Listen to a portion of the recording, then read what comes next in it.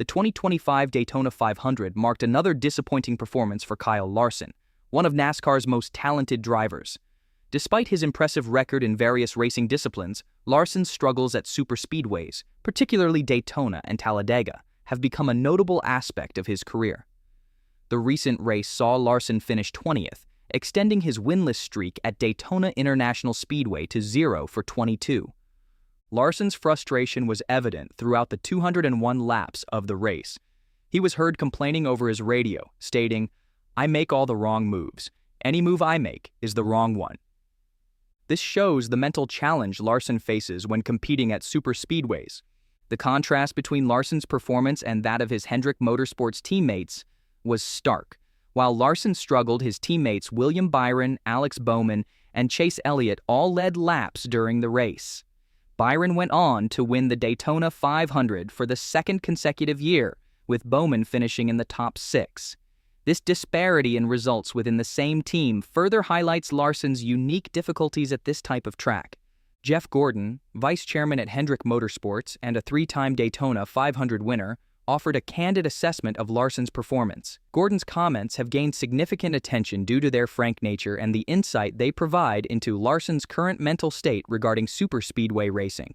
Gordon stated, "I noticed that," referring to Larson's declaration about making wrong moves. He added, "I can be hard on him because I love Kyle and I think he's amazing." The most notable aspect of Gordon's comments was his observation about Larson's mental state. Gordon said, "I think now I'm starting to see it's getting in his head." This assessment suggests that Larson's repeated failures at Daytona and Talladega are beginning to affect his confidence and approach to these races. Gordon's advice to Larson was straightforward. He said, "Man, just go for it. Just forget about it. Don't try to even overthink it." I don't know what advice to give him other than all I told him today is, just be Kyle Larson. Don't try to be something you're not. Don't look at what somebody else is doing that's having success. Just go out there and execute, and the other things will turn around and come your way eventually. These words from Gordon indicate a belief that Larson's struggles are partly due to overthinking and perhaps trying to adopt a racing style that doesn't suit his natural abilities.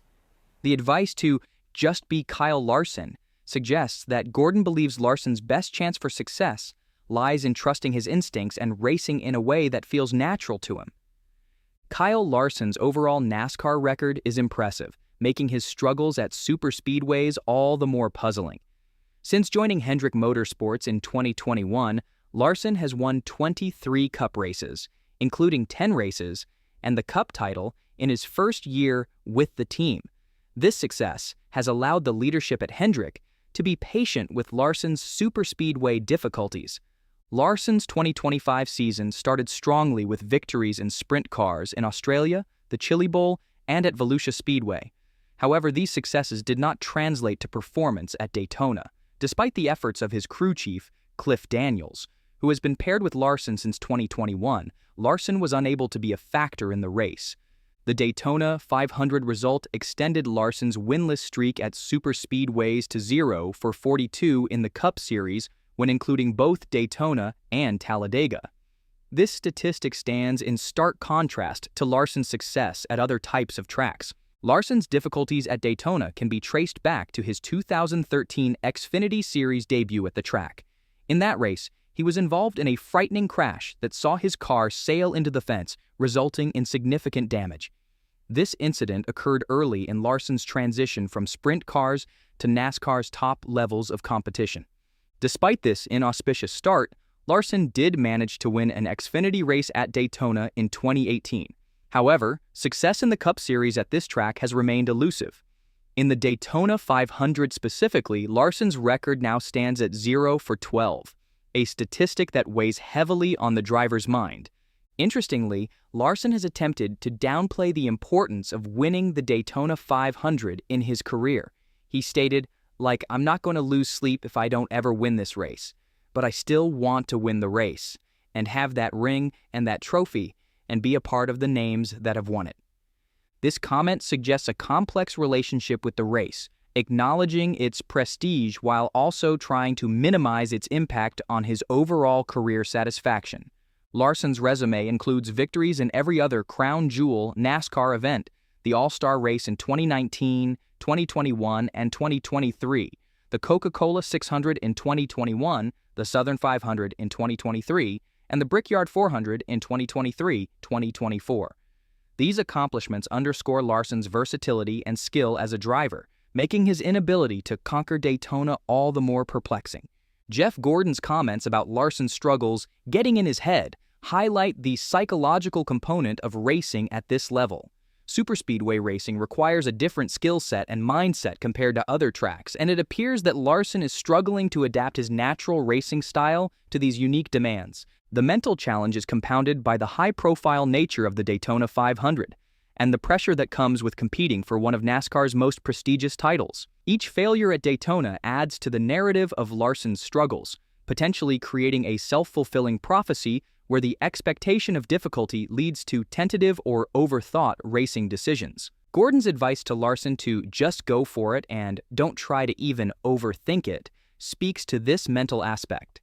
It suggests that Larson may be approaching superspeedway races with too much caution or analysis, rather than relying on the instincts and skills that have made him successful elsewhere. Despite Larson's struggles, he continues to receive support from his teammates and the leadership at Hendrick Motorsports. William Byron, fresh off his Daytona 500 victory, was quick to put Larson's performance in perspective. Byron pointed out that the season-opening race means little in the grand scheme of things and highlighted upcoming races where Larson has excelled in the past. Byron stated, "Wait until we get to Vegas and he'll just be ripping," referring to the upcoming race at Las Vegas Motor Speedway.